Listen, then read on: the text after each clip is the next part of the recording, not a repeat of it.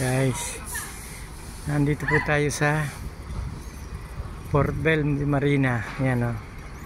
Yan po yung parking ng mga yate, guys o. Nandito po tayo sa taas. Yan. Pasensya na po kayo, tanghali rito eh. Medyo malabo yung video ko. Yan o.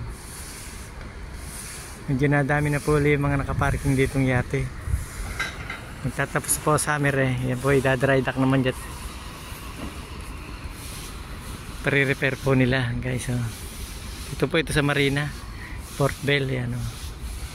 Oh. Yan, guys. Oh. Yan.